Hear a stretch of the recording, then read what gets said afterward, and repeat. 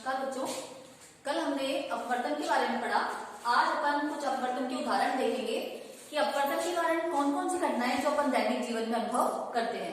जैसे कि आप देखोगे कि पानी से भरे गिलास में अगर आप कोई पेंसिल का टुकड़ा डालते हैं, पेंसिल डालते हैं या कोई भी स्केल भी डालते हैं, वो आपको नीचे से मुड़ी हुई दिखाई देती है। तो ये किसकी वजह से होता है? अपवर्तन की वजह से।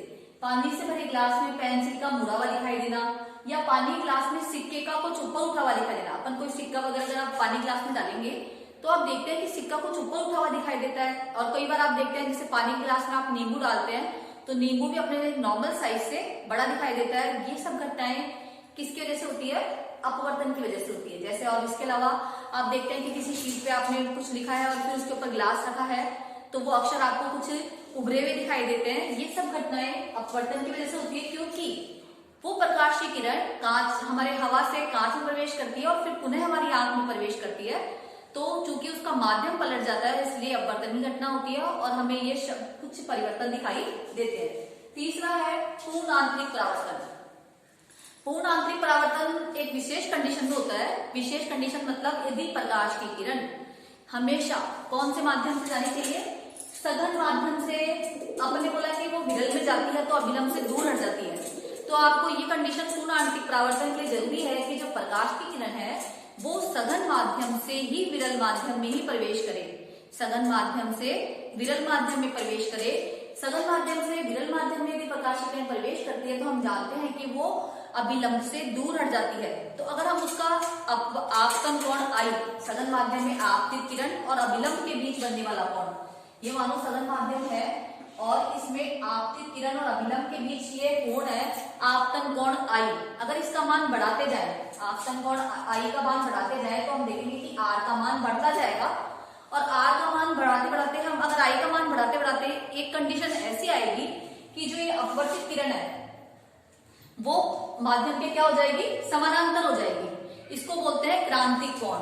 इसको बोलते हैं क्रांतिक कोण। मतलब क्रांतिक कोण पे आने पर अपवर्तन कोण का मान इतना अधिक हो जाएगा कि जो प्रकाश की किरण है वो अभिलंब नीचे वाले माध्यम विरल माध्यम के क्या हो जाएगी? समानांतर हो जाएगी। लेकिन यदि हम इसका मान अभी भी आपतन कोण का मान हम और बढ़ाते जाए, आपतन कोण का मान और बढ़ाते जाए तो एक कंडीशन ऐसी आएगी कि प्रकाश की किरण पुनः सघन माध्यम में लौट आएगी। पुनः सघन, क्योंकि अपवर्तन के कारण अपवर्तन कोण का मान बढ़ता जा रहा है। बढ़ते बढ़ते कंडीशन ऊपर, यानी ये इसी माध्यम में आ गई।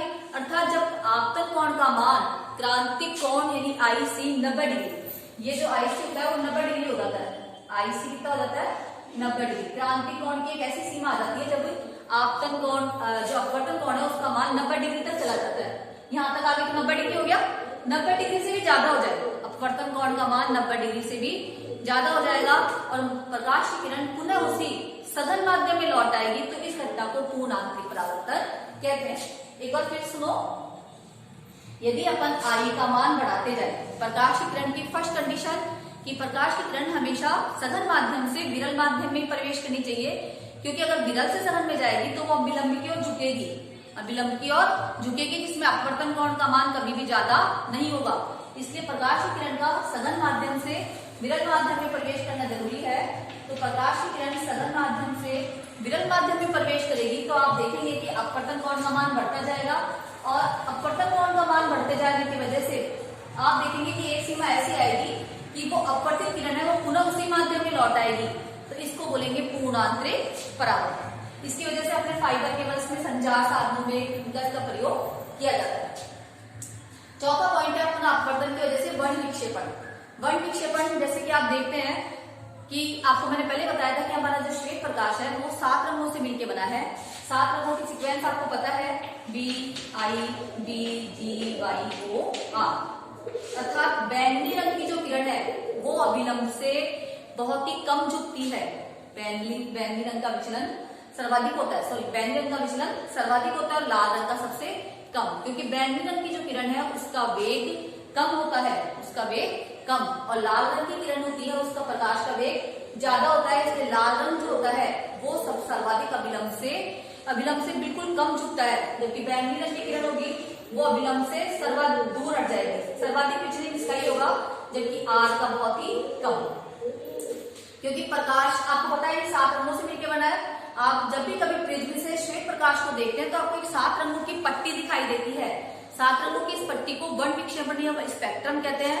स्पेक्ट्रम में अगर अपन कलर के सीक्वेंस देखेंगे तो अपन देखेंगे सबसे पहले बैंगनी, फिर आसमानी, फिर नीला, फिर हरा, फिर पीला, फिर नारंगी और फिर लाल। तो अपन देखेंगे कि बैंगनी रंग जो है उसका वेग सर्वाधिक कम है, सबसे कम है, इसलिए वो सर्वाधिक उसका विचलन सर्वाधिक होएगा। जबकि लाल रंग है उसका वेग सर्वाधिक है तो इसलिए उसका विचलन सबसे कम होगा। ये इनकी सीक्वेंस आपको याद रहनी चाहिए। इसके आधार पर ही अब चूंकि आपने बोला था कि अपवर्तन की जो घटना है, पहला आपने बोला था प्रकाश के रंग पर निर्भर करती है, तरंग दैर्ध्य पर निर्भर करती है। लाल रंग की जो किरण है वो सर्वाधिक दूर से आती है, उसका तरंग दैर्ध्य सबसे ज्यादा होता है, इसलिए उसका विचलन सबसे कम होता है। अब आ गया अपना जो 5वां पॉइंट है, अपवर्तन की वजह से सूर्यास्त का और सूर्योदय के समय सूर्य का पहले दिखाई देना और सूर्यास्त के कुछ समय बाद तक दिखाई देना। मतलब सूर्य जब उदय होता है तो उसके पहले अपन को 2 मिनट पहले दिखाई देने लग जाता है, और जब सूर्य अस्त होता है उसके 2 मिनट बाद तक ही आपको सूर्य दिखाई देता है। क्योंकि आप जानते हैं कि हमारे वायुमंडल में विभिन्न घनत्व की परतें हैं। जैसे जैसे ऊपर जाएंगे तो विरलता जो परतें हैं उनमें विरलता बढ़ती जाएगी, मतलब कण दूर दूर होते जाएंगे। तो वायुमंडल से जो हमारा सूर्य का प्रकाश आता है तो सूर्य के प्रकाश को विभिन्न घनत्व वाली परतों से, मतलब विरल से सघन में जाना पड़ता है और विभिन्न घनत्व वाली परतों से गुजरना पड़ता है। तो हम देखते हैं कि एक कंडीशन में हमको सूर्योदय से पहले और कुछ समय बाद तक दिखाई देता है। अब अपन जानेंगे, ये आपको ध्यान रखना है कि अपवर्तन के कारण कौन कौन सी घटना हो रही है। पानी से बनी ग्लास में पेंसिल का मुड़ा हुआ दिखाई देना, सिक्कर का ऊपर दिखाई देना। पूर्ण आंतरिक परावर्तन की घटना भी किसकी वजह से है? अपवर्तन की वजह से। इसको आप परावर्तन मत मानना। पूर्ण आंतरिक परावर्तन किसकी वजह से हो रहा है? अपवर्तन की वजह से। कंडीशन याद रखनी है, प्रकाश की किरण हमेशा सघन से विरल में ही प्रवेश करनी चाहिए। चौथा, वर्ण विक्षेपण। वर्ण विक्षेपण का मतलब श्वेत प्रकाश का 7 रंगों में टूटना।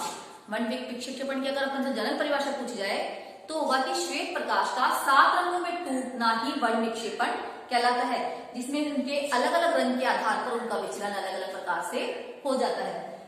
सीक्वेंस BIBGYOR, ये याद रखनी है आपको। B का मतलब वॉयलेट बैंगनी, I का मतलब इंडिगो आसमानी, B का मतलब ब्लू नीला, G का मतलब ग्रीन हरा, Y का मतलब येलो पीला, O का मतलब ऑरेंज संतरा कलर और R का मतलब रेड यानी लाल। और इसके बाद है सूर्योदय का समय पहले तक और उसको समय बाद तक दिखाई देना। ये सब घटनाएं प्रकाश के अपवर्तन की वजह से होती है। अब अपना आया है गोलीय लेंस। अपवर्तन के कारण, चूंकि अपन ने देखा कि अपवर्तन के कारण ये घटनाएं हुई है, अब अपन जानेंगे लेंस के बारे में। लेंस क्या है? लेंस 2 पृष्ठों से घिरा पारदर्शी माध्यम है, जिसके कितने पृष्ठ पारदर्शी पृष्ठ है? 2 पारदर्शी पृष्ठों से घिरा माध्यम या 2 पृष्ठों से घिरा पारदर्शी माध्यम, आप कुछ भी कह सकते हैं। 2 पृष्ठों से घिरा पारदर्शी माध्यम लेंस कहलाता है, जिसमें एक, अब दोनों पृष्ठ उसके गोलीय भी हो सकते हैं या फिर एक पृष्ठ ही गोलीय हो सकता है। दोबारा डेफिनेशन सुनो, 2 पारदर्शी पृष्ठों से या 2 पृष्ठों से घिरा पारदर्शी माध्यम, 2 पृष्ठों से घिरा पारदर्शी माध्यम लेंस कहलाता है। दर्पण में आपने देखा कि पारदर्शी माध्यम एक ही था, बाकी एक फ्लैट सतह थी। यहाँ पे दोनों ही माध्यम कैसे हैं? दोनों ही सतह पारदर्शी है, यानी 2 पृष्ठों से घिरा पारदर्शी माध्यम लेंस कहलाता है, जिसमें अगर एक सतह गोलीय भी हो सकती है और एक समतल भी हो सकती है या फिर दोनों गोलीय भी हो सकती है। इस आधार पर लेंस हमारे 2 प्रकार के होते हैं, उत्तल लेंस और अवतल लेंस। ये आप बचपन से पढ़ते हैं। उत्तल लेंस बीच में से मोटा और किनारों से पतला होता है, अवतल लेंस बीच में से पतला और किनारों से मोटा होता है। इसके अलावा उत्तल लेंस जो कि प्रकाश किरणों को एक जगह इकट्ठी करता है, जैसे आप अवतल दर्पण में पढ़ते थे कि प्रकाश किरणों को एक जगह इकट्ठी करता था अवतल दर्पण, वैसे ही उत्तल लेंस जो होता है वो भी प्रकाश किरणों को एक जगह एकत्रित कर देता है, इसलिए इसको अभिसारी लेंस भी कहते हैं। इसी प्रकार अवतल लेंस क्या है? जो बीच में से पतले और किनारों से मोटे हैं, साथ में वो प्रकाश किरणों को फैला देते हैं, इसलिए उनको अपसारी लेंस भी कहते हैं। अब चूंकि इनके अपन ने बोला 2 पृष्ठों से घिरा पारदर्शी माध्यम है, जिसमें दोनों पृष्ठ गोलीय भी हो सकते हैं या फिर अलग अलग भी हो सकते हैं। उस आधार पर उत्तल लेंस और अवतल लेंस 3 प्रकार के होंगे। फर्स्ट उत्तल लेंस उभय उत्तल, मतलब उभय का मतलब जिसकी दोनों सरफेस उत्तल हो, दोनों सरफेस उत्तल हो उसे उभय उत्तल। समतल उत्तल यानी जिसकी एक सरफेस तो समतल है और एक उत्तल है, उसका नाम है समतल उत्तल।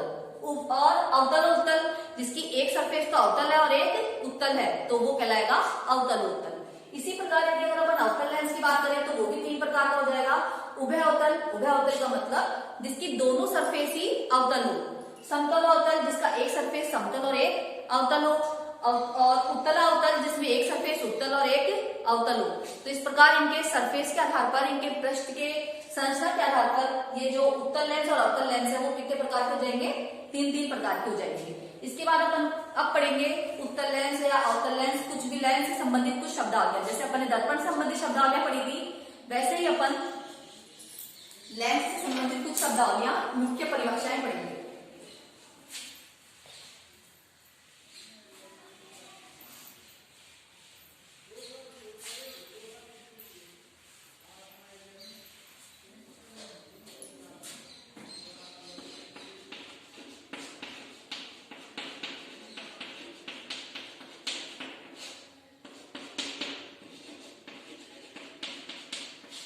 वक्रता केंद्र C1 व C2। देखो जैसे आपको उसमें बोला था कि दर्पण जिस गोले का भाग है, दर्पण जिस गोले का भाग है उसको आपने वक्रता केंद्र कहा था। वैसे ही लेंस में चूंकि दो गोले दर्पण, दो परावर्तक पृष्ठ है, यानी उसमें दो गोलों के भाग होंगे, तो लेंस के दोनों परावर्तक पृष्ठ जिन दो गोलों के भाग है, लेंस के दोनों परावर्तक पृष्ठ जिन दो गोलों के भाग हैं,